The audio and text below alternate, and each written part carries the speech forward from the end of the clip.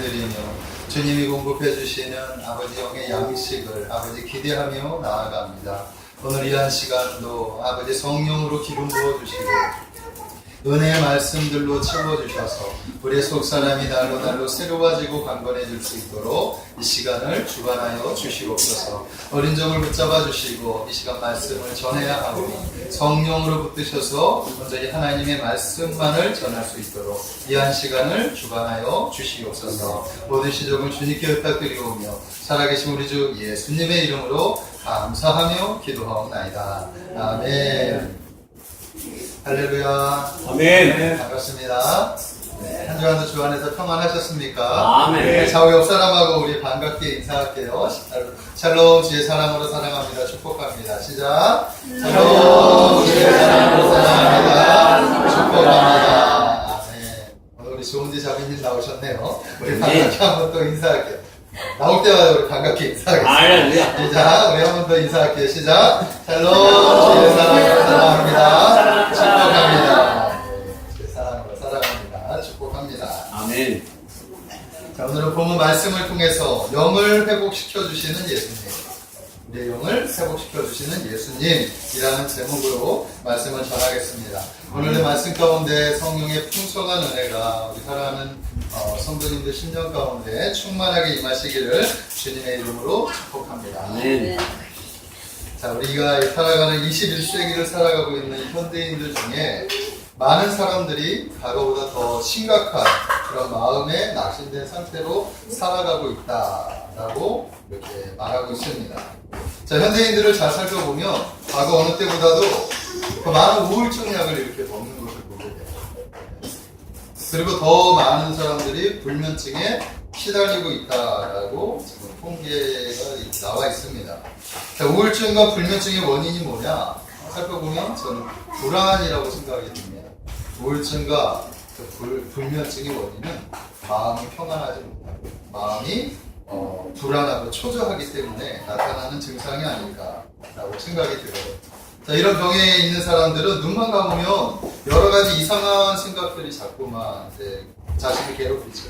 마음을 어둡게 하고 조금만 이제 깊이 생각을 하면 자기에게 무슨 해가 발생할지 모르는 그런 염려와 근심으로 살아가게 되는 거예요.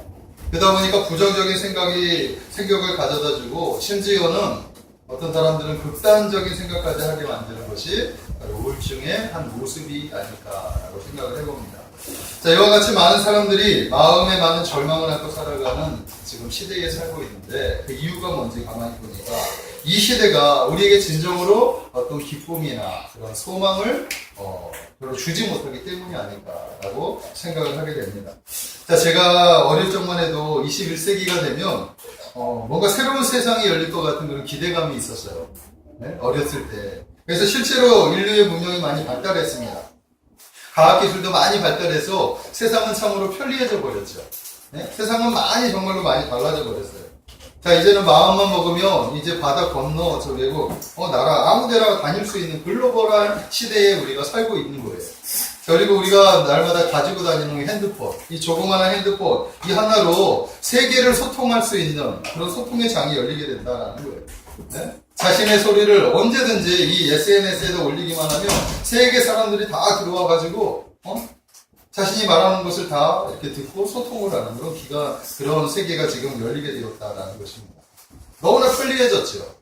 너무나 편리해졌어요. 그런데 반대로 사람들은 어떻게 하냐? 이 사이버 공간에 갇혀져 가지고 마음은 각박해져 보이고 인간의 관계가 소원해지는 것이 지금의 모습이 아닐까라고 생각이 든다라는 것입니다. 관계는 하고 있는데 깊이 관계를 하고 있는데 오히려 그 관계 속에서 공허함을 느끼는 것이 지금 시대에 살고 있는 우리의 모습입니다. 제가 SNS를 좀 합니다. 페이스북도 좀 하고 하는데 처음에는 재밌었어요. 네, 처음에. 근데 지금은 이제 이런 많이들 들어오셔서 제 글을 보고 이렇게 댓글을 남겨주시는데 근데 뭔지 알 수 없는 어떤 기쁨도 있지만 또 공허함도 거기에 찾아오게 돼요.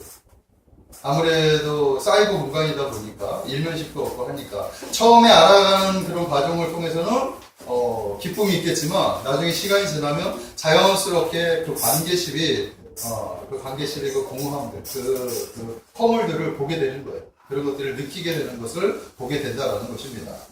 자, 나라는 어떻습니까? 나라는 정치적인 분열로 더욱더 짚어져 버렸죠. 적폐천생의 대상이 된 이 대기업들. 네, 대상이 됐죠. 얼마나 지금 몸들고 살고 있습니까? 그러다 보니까 나라에 투자를 하지 않아요. 네? 나라에 투자를 하지 않고 외국에 자꾸 나가서, 좀 더 싼 곳에, 좀 더, 자기의 뜻을 펼칠 수 있는 곳에, 자신이 가진 제 물질을 거기에 투자를 해요. 자, 그러다 보니까 우리나라에는 일자리가 점점점 사라져가고, 또한 있는 일자리마저도 외국 노동자들에게 빼앗겨버리는 그런 모습을 가지고 있다는 것입니다. 정치적인 분열과 경제적인 어려움. 네? 그러다 보니까 이 청년 실업문제 문제가 아주 커져버렸는데, 이제 국민들의 지적인 욕구는 높아져 버렸죠.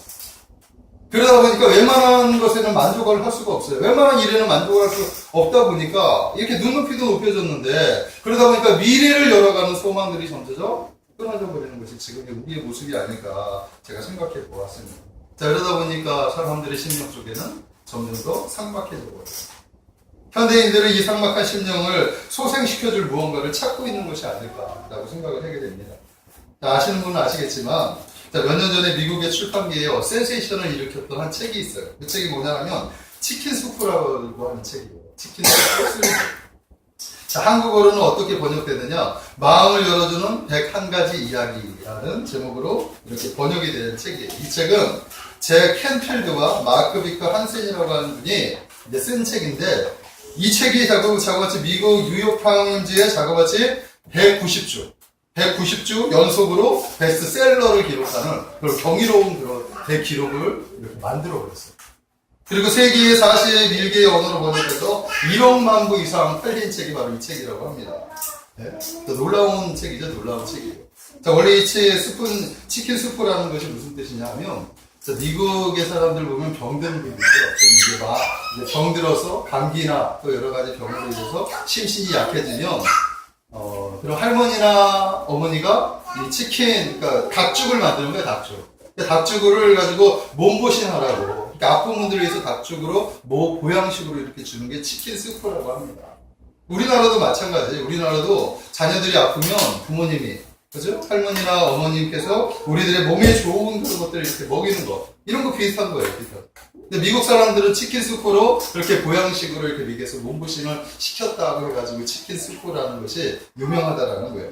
근데 이 저자들이 이 치킨 수프를 통해서 무엇을 전하고 싶었냐 하면, 병든 사람들이 영양가 있는 닭죽을 먹고 금방 일어나듯이 마음에 병든 사람들이 이 치킨 수프 시리즈, 이 시리즈를 통해서 이 시리즈를 읽고 감동을 받고 낙심된 마음을 회복하라. 이런 의미에서 그런 제목을 지었다라는 것입니다. 자, 그런데 그 내용을 살펴보면 아주 크게 감동되는 이야기들도 있겠지만, 그냥 일반적인 이야기들이 좀 줄을 이루어요. 그냥 일반적인 일상들을 이야기하고 있는 것들이 많다라는 것입니다. 자, 예를 들어서 한번 이야기를 하겠습니다. 어떤 신실한 장의사가 있었어요. 옛날에는 장의사들이 있었잖아요. 장의사가 있었는데, 이 사람은 평소에 열쇠 고리가 담긴 장부책을 하나 들고 다니는 거예요. 그러니까 사람들이 저 장부책에는 무엇이 기록되어 있을까? 이렇게 궁금해하고 있는데, 그러다가 이 장의사가 세월이 지나서 이제 죽음을 맞이했어요. 그의 부인이 장례식장에서 그 장부의 궁금증을 이렇게 풀어주었는데, 이 장부 안에는 무엇이 담겨져 있었느냐? 이 장의사가 장례식을 주관할 때마다, 장례식을 주관하는 장면에 보면은 배우자를 일찍 잃고, 미망이 되거나 배우자를 잃은 이제 홀로 된 사람들, 그런 사람들의 이름을 이렇게 기록하는 거예요. 장부에는 그런 이름들이 있는 거죠. 그러니까 상처받은 사람들의 이름이 담겨져 있는데, 1년의 크리스마스 이브가 되면 그 사람들에게 전화를 합니다. 그 사람들을 다 초청해서 저녁 한 끼라도 이렇게 함께 나누는 그런 따뜻한 이야기를 담고 있는 거죠. 일상적인 이야기일 수도 있죠. 조금은 특별한 이야기일 수도 있지만, 따뜻한 이야기일 수도 있지만, 이런 이야기들이 모아졌는데 자그마치 1억만 부 이상 팔렸다라는 거예요. 미국에서. 자, 그 이유가 무엇이냐? 그걸 가만히 살펴보면, 오늘날 왜 대체 이 사람들이 이렇게 많은 이 책에 열광을 하느냐? 그 이유를 좀 깊이 들어가 보면, 이런 거 아닐까 생각이 들어요. 오늘날 현대인들의 심령이 그만큼 가라앉아 있어서, 절망과 낙심 속에서 자신의 그 영적인 것을 어떻게 채워줄 수 있을까? 감동의 요소들을 찾는 거죠. 그것을 대변하는 것이 바로 이 치킨 수프, 이 책에 대한 이야기가 아닐까라고 생각이 듭니다. 그만큼 현대인들은 지금 낙심된 마음을 안고 살아가고 있는 거예요. 그러면서 그 마음을 누군가가 좀 회복시켜주기를 바라는 마음으로 살고 있다는 거죠. 자, 여러분들은 어떻습니까? 네? 여러분들에게도 그런 마음이 있지 않겠습니까? 감동적인 이야기를 듣고 싶지 않아요? 우리 영을 소생하고 싶은 어떤 이야기들을 듣고 싶지 않느냐 하는 것입니다.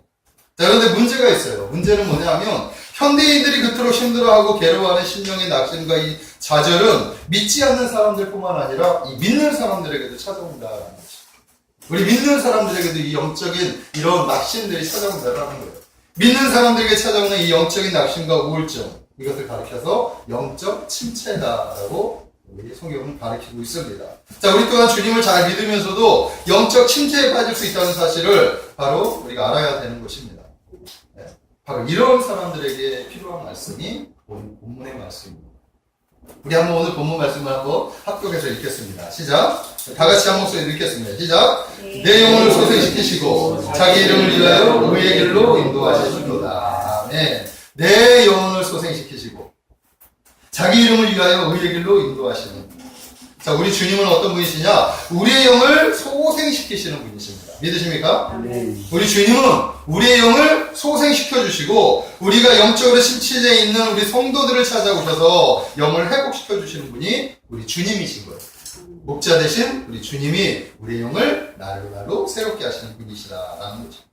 자, 우리가 지난 시간에 우리 10편 23편 1절 2절의 말씀을 보았죠. 1절 2절에서 어떤 메시지를 받았느냐. 첫 번째 1절에서는 예수님이 나의 목자가 되실 때 우리는 부족함이 없는 삶을 살아갈 수 있다, 이렇게 말씀드렸어요. 자, 2절에서는 우리가 주님의 인도함을 받을 때 우리는 참된 안식을 얻고 삶이 평안해진다 라고 말씀을 드렸습니다.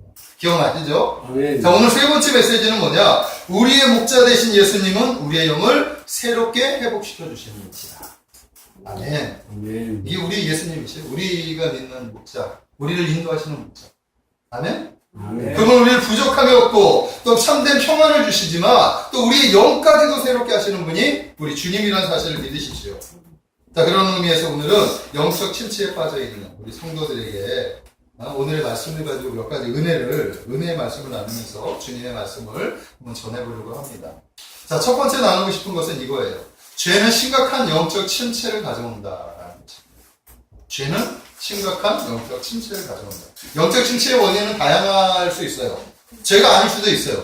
네? 그러나 오늘 이 다윗의 이야기를 통해서 보면은 다윗의 죄 때문에 다윗은 영적인 침체를 경험했기 때문이라는 거예요. 오늘 시편에 기록한 다윗은 3절의 말씀을 통해서 하나님께서 자신의 영을 소생시켜 주셨다라고 말씀을 하죠.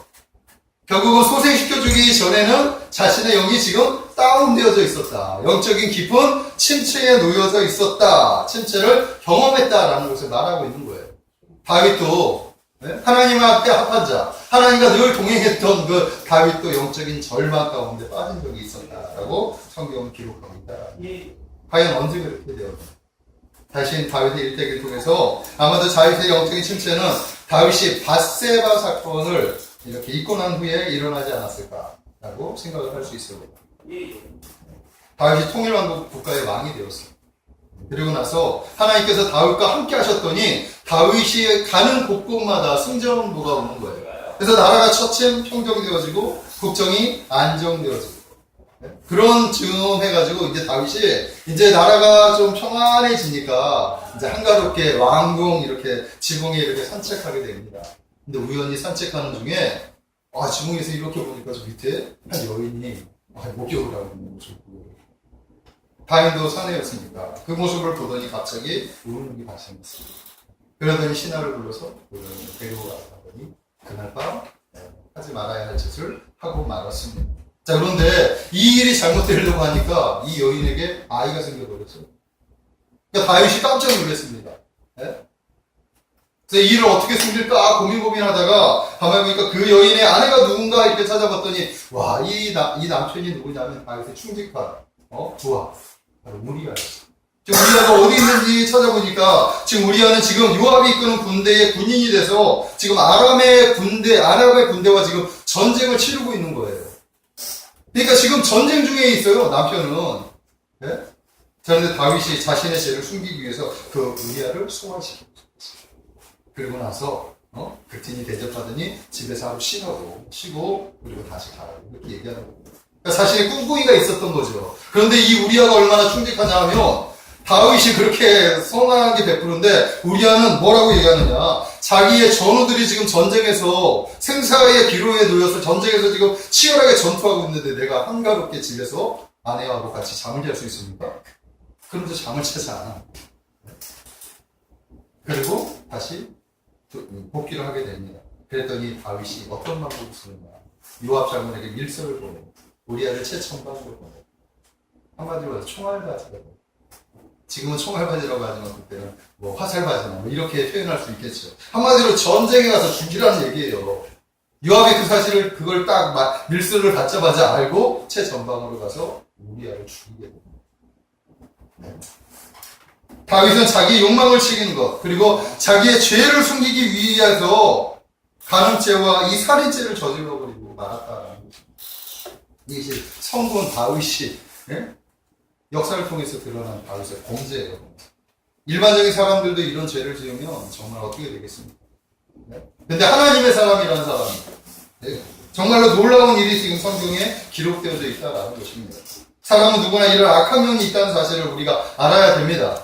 그러므로 우리도 그럴 수 있어요. 우리가 아무리 선한 사람이라고 하더라도 우리가 깨어있지 않으면 사람의 밥이 돼서 한순간에 이렇게 넘어갈 수 있는 것이 우리의 모습이에요. 믿으십니까? 그러므로 우리가 날마다 깨어있어요. 자신을 날마다 지켜주세요. 조금만 흔들어지면 다시금 정신 차리고 하나님 앞에 무릎을 꿇어야 되는 거예요. 다윗도 무너졌는데 우리가 안 무너질 수 있을 것 같아요? 죄는 우리보다 강해요. 다윗이 이 일이 아무도 모를 거라고 생각했어요. 감쪽같이 숨기려고 했는데 그러나 하나님께서 모든 것을 알고 계셨지. 하나님이 누굴 보냅니까? 나단 선지자를 보내고 다윗을 끼우치. 나단 선지자의 한 이야기를 듣고 다윗이 통곡을 합니다. 그리고 나서 가슴을 찢고 통회하면서 하나님 앞에 진정으로 회개를 합니다. 하나님은 다윗의 회개를 받아주셨지만 자윗의 죄에 대한 대가는 이렇게 남겨두셨어요. 그래서 그 다음 이후에 다윗의 바세바의 아이는 데려가고 그리고 압살롬 자기 자녀에게서 자꾸만 이상한 문제들이 생기고 나중에는 압살롬의 반역까지 그래서 왕궁을 버리고 도망하는 자기 아들이 반역을 해서 왕궁을 버리고 도망가는 그런 신세가 되어지는 모습을 보게 됩니다. 죄는 용서받을 수 있지만 죄의 대가는 우리가 받아야 된다는 것을 성경은 계속해서 가르쳐주고 있습니다. 이때 다윗의 심정이 얼마나 안타까웠고 얼마나 괴로웠는지 이 죄 때문에 하나님과 단절됐던 다윗의 마음이 얼마나 괴로웠는지 다윗이 시편 51편에 기록하고 있습니다. 시편 51편 10절에서 12절의 말씀에 보면 이렇게 말씀하고 있어요. 여호와 하나님이시여 내 속에 정한 마음을 창조하시고 내 안에 정직한 영을 새롭게 하소서. 나를 주 앞에서 쫓아내지 마시며 주의 성령을 내게서 거두지 마옵소서. 주의 구원의 즐거움을 내게 회복시켜 주시고 자원하는 심령을 주사 나를 붙드소서. 다윗이 이렇게 고백합니다. 당시 얼마나 괴로웠으면 이렇게 얘기하는 거예요. 주의 성령을 내게서 거두지 마시고 나를 주 앞에서 쫓아내지 마시고 주의 구원의 즐거움을 내게서 회복시켜 달라고 이렇게 기도하는 거예요. 그러니까 즐거움이 사라져 버렸죠. 자, 하나님을 믿는 사람들은 어떻게 되느냐? 한번 우리가 구원을 받으면 이 구원은 취소되지 않아요. 우리가 어떤 일이 있어도 우리가 구원을 받는 건 취소되지 않아요. 믿으십니까? 한번 구원은 절대로 취소되지 않아요. 그러나 하나님 앞에 죄를 지으면 구원은 취소되지 않지만 구원을 받았을 때의 그 감격과 그 기쁨들이 있죠. 이 기쁨들이 사라져요. 그 기쁨을 누릴 수가 없는 거예요. 그 은혜를 누릴 수가 없는 거예요. 하나님께서 부어주시는 계속해서 부어주시는 하나님의 은혜가 있는데 그 은혜를 전혀 느끼지 못하고 살아가게 된다는 거죠. 다윗이 바로 그 절망 가운데 있었어요. 깊은 영적인 침체 가운데 있었다라는 것입니다. 그래서 다윗이 뭐라고 기도하느냐? 내게 구원을 회복시켜달라고 기도하지 않아요. 다윗이 뭐라고 기도하느냐? 구원의 즐거움을 회복시켜달라고. 내가 지금 구원의 즐거움을 잃어버렸습니다. 죄로 인해서. 구원의 기쁨을 잃어버렸습니다. 구원받은 자로서의 그 감격과 그 감동과 하나님 안에서의 그 은혜를 잃어버렸습니다. 이 은혜를 다시 회복시킵니다. 죄는 우리에게 이 감동들을 사라지게 합니다. 그래서 죄가 우리에게 들어오면 우리가 우울해질 수밖에 없어요. 축체질 수밖에 없다라는 다윗이 바로 그런 경험을 했다라고 성경은 기록하고 있습니다. 그래서 죄는 우리에게 심각한 영적인 침체를 가져오게 한다는 거죠. 특별히 믿는 사람들의 영적 침체는 안 믿는 사람들의 심령의 낙심보다 더 위험하고 심각할 수 있어요. 자, 안 믿는 사람들은 뭐 좀 이렇게 저기 하면 좋은 영화를 찾아서 회복할 수 있어요. 좋은 책을 찾아서 회복할 수 있어요. 또 친구들과 만나서 또 한잔 하면서 뭐 이렇게 수다 떨고 잡담을 나누면서 자기 있는 속옥 이야기 하면서 이렇게 풀을 수가 있단 말입니다. 그것이 뭐 일시적인 것이겠지만 그래도 풀 수 있어요. 그러나 우리 하나님을 믿는 사람들은 이 영적인 침체는 근본적인 침체이기 때문에 인간 스스로 그걸 해결할 수 없어요. 그래서 그것은 하나님께 나와요. 하나님이 새롭게 회복시켜 주시지 않으면 우리는 회복될 수 없다는 사실을 믿으시기 바랍니다. 그래서 다윗과 같이 무릎을 꿇고 하나님 앞에 진심한 마음으로 회개하고 무릎을 꿇고 나아가야 주님께서 그 회개를 받으시고 용서하시고 다시 회복시켜 주십니다. 자, 혹시 여러분들 가운데 요즘 교회에 나와서 은혜가 되지 않는 분이 계십니까? 교회에 나오는 발걸음이 무거운 분들이 계십니까? 찬양을 해도 기쁨이 없고 말씀을 들어도 별로 은혜가 되지 않는 분이 계십니까? 자, 만약에 그렇다면 자신이 심각하게 한번 점검해봐야 내가 지금 영적인 침체에 빠져 있는 걸 아닌가? 하나님이 공급해 주시는 이 은혜를 은혜에 대해서 아무런 감동도 아무런 느낌이 없다는 것을 내 영이 지금 하나님과의 관계에서 닫혀졌다는 것을 알게 됩니다. 만약 이것이 장기적으로 계속된다면 그것은 큰 위기의식을 가져야 할 줄로 믿습니다. 자, 양을 잘하는 이 목자들의 이야기를 보면 양에 대해서 이야기를 하는데 양을 한번 이렇게 뒤집어지면 스스로 일어나지 못한다고 해요. 어떻게 이렇게 무리에 가다가 양이 양이 뒤집어진 것을 한 번도 보지 못했어요. 근데 양이 뒤집어지면 자기 스스로 일어나지 못한대요. 네? 그러다 보니까 뭐 완전히 무방비 상태로 노출되어 있으니까 뭐 위험에 노출되어 있는 거죠. 근데 그 노출뿐만 아니라 더 심각한 문제는 양이 아둥바둥 이렇게 하잖아요. 아둥바둥 하는 사이에 위에서 가스가 올라찬다라고 합니다. 그래서 몸의 끝부분, 이 사지 부분이 혈액이 순환이 잘 되지 않아서 마비가 되는 거죠. 그러니까 뒤에로 바둥바둥하면 스스로 마비가 돼가지고 스스로 죽어가는 거예요. 죽어가는 거. 양의 특징이 바로 그런 상태에 있다는 거예요. 자, 마찬가지로 성도도 영적인 실태가 깊어지면 스스로 헤어나올 수가 없게 됩니다. 완전히 무방비 상태가 돼서 사단의 밥이 되거나 또한 스스로 죽음을 맞이하는 그런 상태에 놓인다는 사실을 우리가 알아야 됩니다. 자, 이렇게 죄는 우리에게 심각한 영적 침체를 가져온다는 사실을 성경은 다윗을 통해서 우리에게 가르쳐주고 있습니다. 자, 그러므로 사랑하는 성도 여러분, 죄를 멀리하십시오. 하나님을 가까이 하시기를 바랍니다. 혹시라도 죄가 있다면 회개하시기 바랍니다. 혹시라도 영적인 침체가 깊이 있는 그 원인이 바로 나의 죄라는 사실을 깨닫게 되면 하나님 앞에 깊은 진실한 마음으로 회개하시기를 바랍니다. 그래야 하나님이 부어주시는 은혜를 다시 회복할 수 있습니다. 아멘. 자, 두 번째는 뭐냐 하면 영적 침체는 이 목자 대신 주님께 나와야 회복될 수 있다라는 것입니다. 자, 목자와 양의 관계는 그리스도인의 신앙생활에서 똑같은 원리로 적용된다라는 사실을 우리가 알아야 됩니다. 자, 그러므로 양인 우리가 양이에요, 양. 이 양인 우리가 영적으로 침체 상태에 있을 때는 다른 누군가가 아니라 바로 우리 주님, 바로 우리의 목자 대신 예수 그리스도에게 나아가야 한다라는 거예요. 아멘? 사실 예수님은 우리의 모든 형편과 사정을 다 알고 계셔요. 그래서 이미 영적 침체에 빠진 사람 그 옆에 이렇게 와 계셔요. 그래서 손만 내밀면 없어 않으셔가지고 우리를 회복시켜 주실 준비를 이미 하고 계시다라는 사실을 우리가 알아야 됩니다. 그러므로 목자 대신 주님의 손길에 자신의 그 모든 것을 맡기는 자는 언제나 주님께서 따뜻하게 품으셔서 그를 새롭게 회복시켜 주신다는 사실을 믿으시기 바랍니다. 그래서 양들은 목자가 필요합니다. 목자는 그 양에게 찾아온다는 사실을 믿으시기 바랍니다. 저는 여러분들의 마음이 우울해지거나 심각한 영적 침체에 빠졌을 때 주님을 바라보시기를 진심으로 소망합니다. 주님께 나아보시기를 원합니다. 그래야 주님께서 여러분들을 회복시켜 주시는 것이기 때문입니다. 네? 이사야서 42장 3절의 말씀을 보면 우리 주님에 대해서 말씀하셨는데 상한 갈대를 꺾지 아니하시고 꺼져가는 등불을 끄지 아니하시는 분이 우리 주님이시다. 이렇게 말씀하고 있습니다. 자, 일반적으로 인생들은 어떻게 되느냐? 상한 갈대가 상했다라는 것은 이제 갈대의 기능이, 갈대가 상하면 갈대의 기능이 끝나는 거예요. 그러니까 끊어져 버린, 꺾어버리는 게 인생들이란 말이에요. 싹을 잘라 죽여버린단 말입니다. 예? 또한 등불이 꺼져가는 등불을 보면 아예 꺼버리죠. 우리 인생이 잘 나가다가 꺾어져 버리면, 그 위에 있는 인생은 그거 잘라버린다는 거예요. 잘라버려. 아주 매정하게, 냉정하게, 딱 싹수를 끊어버리는 게 인생들이에요. 자, 그러나 우리 하나님은 그렇지. 우리가 아무리, 갈대가 꺾이고, 아무리 꺼져가는 등불이라고 하더라도, 우리 주님은 우리를 포기하지 않는다는 사실을 믿으시고, 하나님은 끝까지 우리를 붙들고 계시다는 사실을 믿으십시오. 그래서 우리가 하나님 앞에 나아가면 아무리 상황 갈 때고 아무리 꺼져간다 하더라도 근본적인 것을 해결해 주시는 분이 우리 주님이시기 때문에. 아멘? 아멘. 그래서 우리가 주님께 나아가면 회복될 수 있어요. 자, 우리가 잘 아는 베드로 아시죠? 베드로. 네? 베드로는 뭐라고 해서 주님을 나는 버리지 않겠습니다. 다른 제자들이 다 버릴지언정 저는 주님을 버리지 않겠습니다. 부인하지 않겠습니다. 아시죠? 그 얘기 아시죠? 그랬던 베드로가 돌이킬 수 없는 그런 실수를 하게 되죠. 실수라고 생각해요. 3번씩이나 주님을 부인하죠. 그리고 저주까지 합니다. 자, 베드로 입장에서는 이건 돌이킬 수 없는 영적인 침체입니다. 다시 회복할 수 없어요. 본인 스스로는 그것을 절대로 회복할 수 없어요.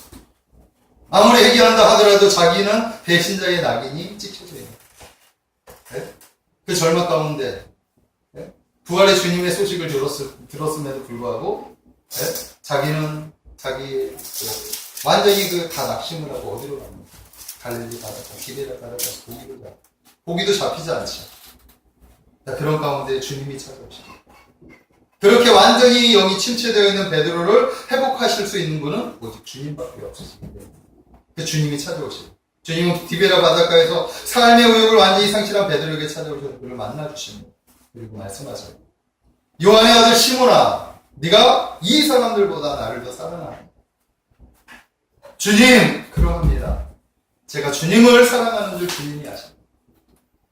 베드로가 부인했는데 그 부인은 진심이 아니었죠. 진심이 아니에요. 하지만 부인을 했어요. 그 마음을 아는 거예요. 주님이 다시 회복시켜주는 거예요. 사랑을 회복시켜주는 거예요. 요한의 아들 시몬아, 네가 나를 사랑하느냐. 주님, 그러합니다. 제가 주님을 사랑하는 줄 주님이 아시나이다. 요한의 아들 시몬아, 네가 나를 사랑하느냐. 주님, 그러합니다. 제가 주님을 사랑하는 줄 주님이 아시고 3번 그리고 나서 예수님 뭐라고 얘기하십니까? 내 어린 양을 내 양을 치라. 내 양을 먹이라. 주님은 베드로를 용서해 주셨어요. 그리고 베드로가 저 영적인 침체에 있는 그것을 다시 사랑으로 회복시켜 주시는 분이 주님이시다는 사실을 말씀하고 있다라는 거예요. 그리고 자신의 사랑하는 양들을 베드로에게 맡기시는 이것이 바로 주님의 회복의 방법이라는 사실을 믿으시기 바랍니다. 사랑하는 성도 여러분, 주님은 여러분들도 회복시켜 주시기를 원하시는 거예요. 예? 여러분들의 마음을 그리스도의 사랑으로 가득 차게 하시고 그분의 양을 맡기기를 원하시는 거예요. 예? 그분을 사랑하시기를 바랍니다. 예수님을 따르시기를 바랍니다. 그리하면 여러분들의 영이 날마다 새로워지게 될 것을 저는 믿습니다. 아멘. 마지막 3번째는 뭐냐? 우리가 영적 침체에서 회복되는 길은 하나님의 이름을 위하는 길이다. 우리가 회복되는 길이 바로 하나님의 이름을 위하는 길이다. 믿으십니까? 자, 여기서 한 가지 우리가 생각해 볼 것이 있는데, 그것은 하나님께서 왜, 어떻게 수고로이 우리를 이 영적인 침체에서 회복시켜 주느냐 하는 거예요. 그러니까 왜, 무엇 때문에 우리를 회복시켜 주시느냐. 자, 그 문제가 있는데, 그래서 주님을 믿는 하나님의 자녀들이 계속해서 영적으로 침체되어 있으면 마귀가 우리를 조롱하기 때문이라는 것이죠. 그리고 결과적으로 그 일은 하나님의 이름을 욕되게 하는 것이다 하는 거예요. 그래서 주님은 자신의 이름을 위해서라도 자녀를 회복시켜야 할 사명이 있는 것입니다. 믿으십니까? 그래서 그를 회복시키셔서 자기의 이름을 위해서 그를 의의 길로 인도하는 거예요. 오늘 3절의 말씀이 바로 그 말씀입니다. 내 영혼을 소생시키시고 자기 이름을 위하여 의의 길로 인도하시는 거다. 아멘. 자, 하나님은 자기 이름을 위하여 우리의 영을 소생시켜 주시는 것입니다. 네? 다윗이 하나님의 사람이라는 것은 모든 사람이 다 알고 있었어요. 그죠? 다윗이 하나님의 사람이라는 것은 모든 사람이 다 알고 있었어요. 그런데 그런 다윗이 계속해서 영적으로 방황하고 죄 때문에 침체되어서 힘들어하고 있다면 사람들이 어떻게 생각하겠느냐? 다윗만 손가락질할까요? 다윗이 있는 하나님으로 손가락질합니다. 자, 우리가 친구라고 하는 영화 보셨죠? 거기서 보면 바로 이런 장면이 있어요. 초반부에 나오는데, 선생님이 이제 교실에서 선생님이 문제를 일으켜 학생들을 때리는 장면, 훈계하는 장면이 나와요. 그때 이제 주인공들도 앞에 서가지고 이제 한 사람씩 이렇게 꼬집으면서 딱 이렇게 때리는 장면 기억나십니까? 네. 그때 선생님이 뭐라고 얘기해요? 다 이렇게 잡고 그 주인공 따라 네 아버지 뭐 하는 사람이고 그렇게 하죠. 네 아버지 뭐 하는 사람이고 네 아버지 뭐 하는 사람이고 그러니까 이 학생이 문제를 일으켰는데 학생의 잘못을 얘기하는 것이 아니라 아버지가 뭐 하는 사람인지 물어보는 거죠. 당시의 시대의 풍습이 그랬어요. 자녀가 잘못되면 그 아버지를 욕먹이는 거예요. 그러니까 본인이 잘못했는데 사람들은 그 뒤에 아버지를 욕한다라는 것을 알게 되는 거예요. 그래서 우리 믿음의 사람들은, 특별히 우리가 행실이 바라야 하는 것은 나로 인해서 나 때문에 부모님이 욕먹는 것은 하지 말아야 되지 않겠느냐. 믿는 사람도 마찬가지입니다. 신앙생활도 마찬가지. 우리가 그리스도인들이죠. 우리 뒤에는 예수님이 계시는데 우리가 신앙생활하는데 교회에서와 바깥에서의 신앙생활이 다르면 사람들이 뭐라고 생각하겠느냐. 그래서 우리가 신앙생활을 잘해야 됩니다. 왜냐하면 내 뒤에는 하나님의 이름이 계십니다. 내가 신앙생활을 잘못하면 하나님의 이름이 많이 부풀려질 수 있어요. 사람들의 손가락질을 받을 수밖에 없어요. 요즘 한국교회의 모습을 보면 참 안타깝습니다. 교회 안에서는 뜨겁게 하나님의 이름을 찬양하지만 그런데 정말 밖에서 정말 참고 인내하고 정말 선행을 해야 될 우리 교회들이 그러지 못하는 모습들이 너무나 많은 거죠. 다 뒤에 하나님의 이름을 욕해요. 사람들이 왜 요즘에 복음의 문이 막혔느냐 하면 교회가 제대로 서 있지 못하니까 사람들이 교회를 신임하지 못하는 거예요. 교회를 신임하지 못하는 것은 결국 교회 뒤에 하나님을 신임하지 못하는 거죠. 예수님을 믿지 못하는 거예요. 그렇기 때문에 우리가 행실이 바라야 합니다. 우리 행실이 바라야 하나님의 이름이 영화를 볼 거죠. 그리고 전도의 문도 열리게 된다는 사실을 우리가 알아야 되는 것입니다. 자, 그래서 하나님은 우리를 회복시켜 주실 때 바로 자신의 이름을 위해서라도 하나님의 자녀들이 영적으로 침체에 빠져 있으면 자기 이름을 위해서라도 그를 회복시키는 것이 하나님이시라는 거예요. 믿으십니까? 그래서 우리는 확신을 가져야 돼요. 영적인 침체에 빠졌을 때 하나님이 회복시켜 주실 거예요. 저는 여러분들이 이 확신을 가지시기를 바랍니다. 우리가 살아가는 인생, 우리가 은혜 받을 때는 충만해져요. 그러나 이 은혜가 금방 식어져버리죠. 우리의 삶을 살아가다 보면 여러 가지 이유로 어떻게 됩니까? 여러 가지 이유로 무너질 때가 많이 있어요. 자, 그러나 그럴 때 주님을 알아봐야 주님겠습니다. 주님은 자기 이름을 위해서 여러분들을 회복시켜 주실 준비가 되어져 있다라는 사실을 믿으시기 바랍니다. 아멘. 말씀을 정리하겠습니다. 사랑하는 성도 여러분, 오늘의 말씀 우리에게 큰 위로를 주십니다. 그렇죠. 저는 여러분들이 큰 위로를 받으시기를 주님의 이름으로 축복합니다. 우리가 삶을 살아가다 보면 다양한 이유로 영적으로 침체될 때가 있어요. 죄로 인해서 침체될 수도 있죠.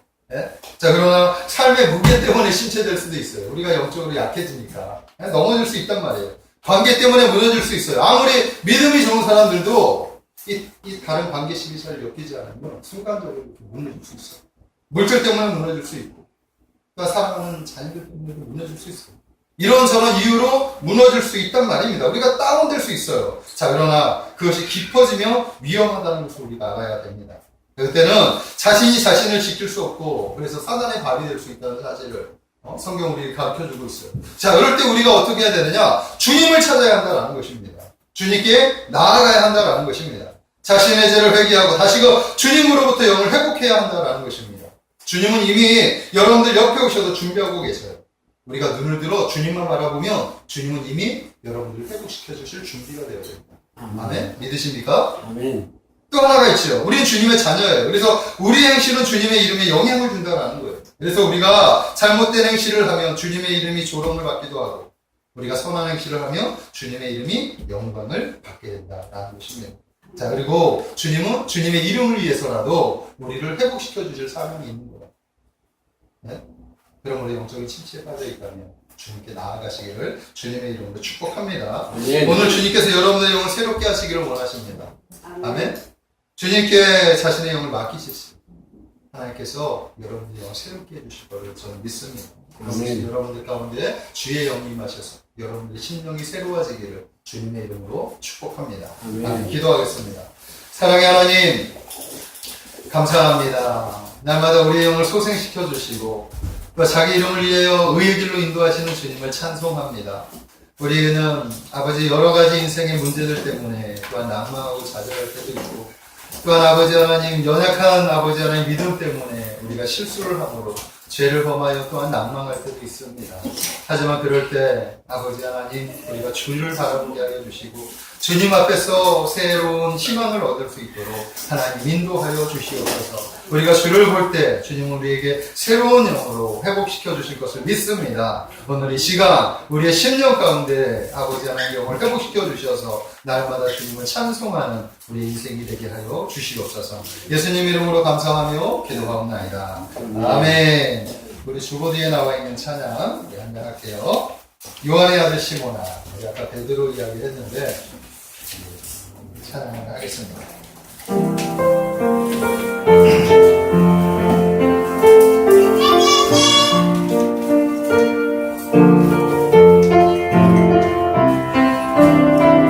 요한의 아들 시모나. 요한의 아들 시모나. 내가 다른 사람들보다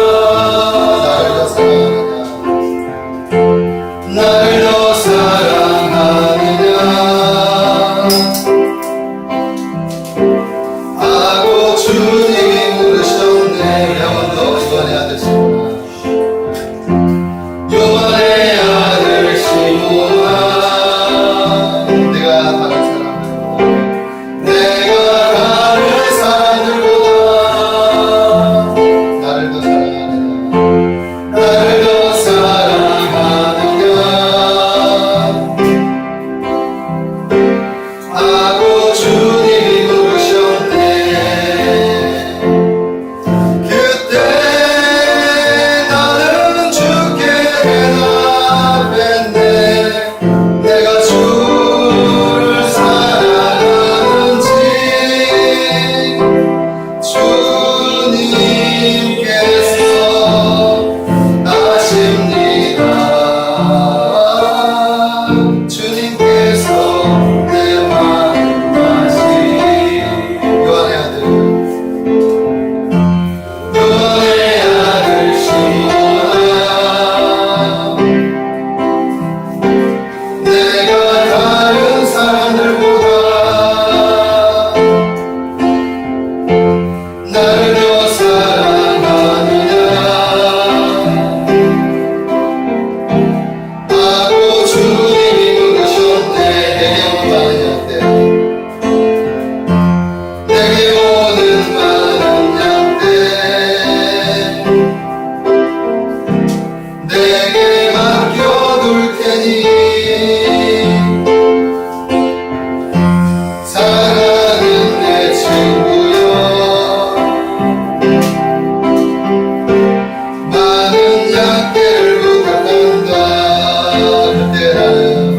그때 나는 주께 대답했네. 내가 주를 사랑하는지 주님께서 아십니다. 주님께서 내 마음을 아시니. 아멘. 우리 고백이 되시기를 주님의 이름으로 축복합니다. 아멘. 송충은 안수 집사님 나오시겠습니다. 이 시간에는 준비한 예물을 하나님께 올려드리는 복원 시간입니다. 오늘은 물질만 드리는 것이 아니라 우리의 마음과 정성을 담아 올려드리는 것인 줄로 믿습니다. 기도하겠습니다. 사랑의 하나님 감사합니다. 오늘도 예배 자리에 나올 때 우리가 빈손으로 나오지 않고 정성껏 예물을 준비했습니다.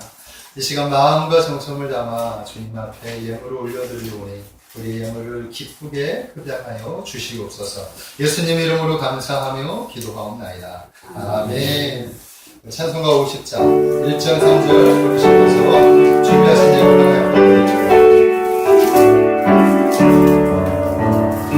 내게 있는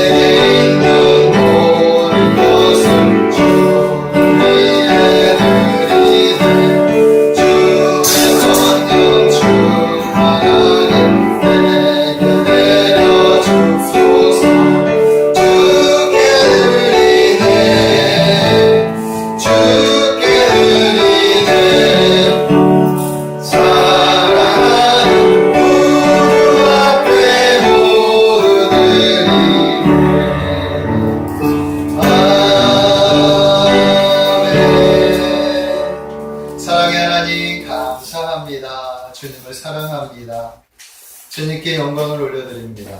오늘도 예배를 드릴 때에 빈손으로 나오지 않고 정성과 주님께 예물을 올려드립니다.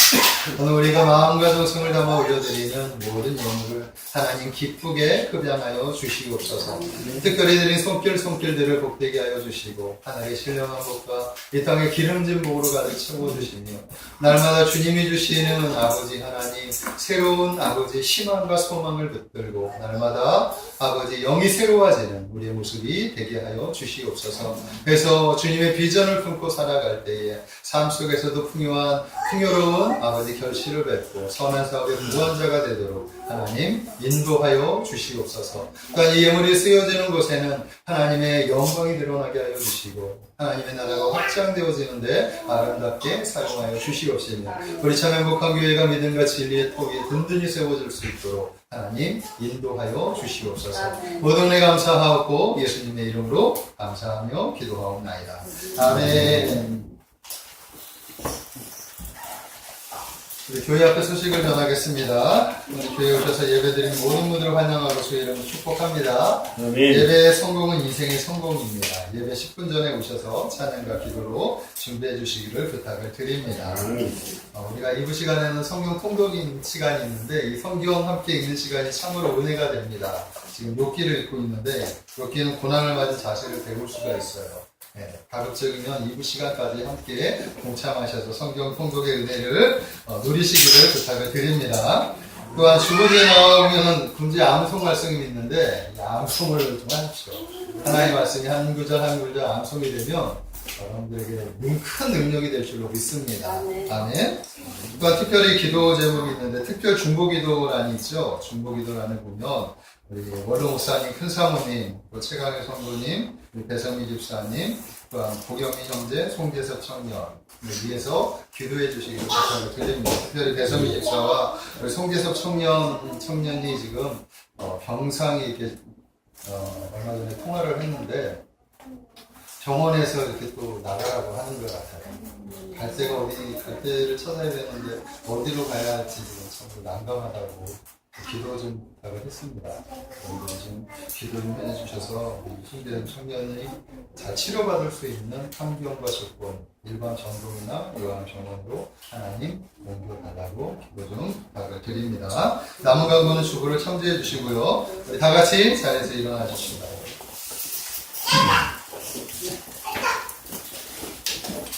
찬송가 3장을 찬양하신 후에 축도로 일부 예배를 마치겠습니다.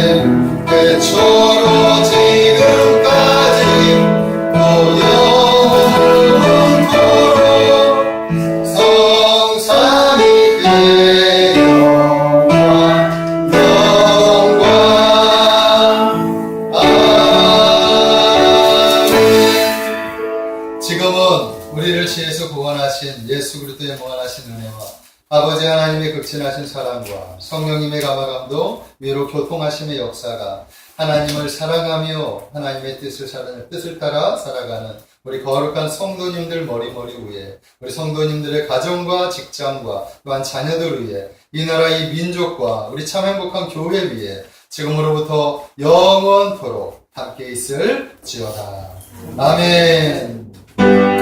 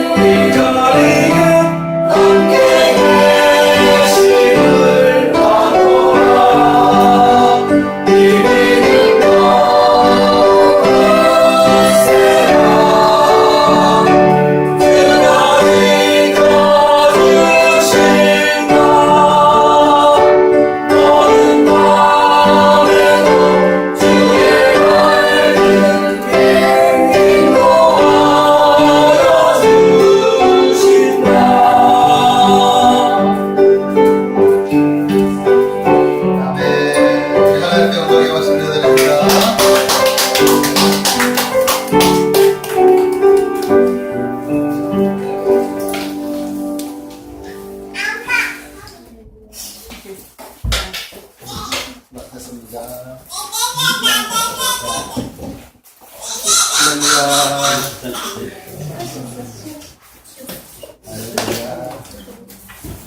할렐루야.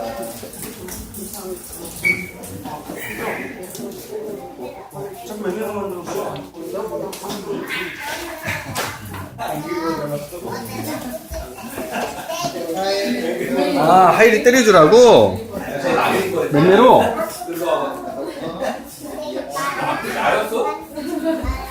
야, 손자.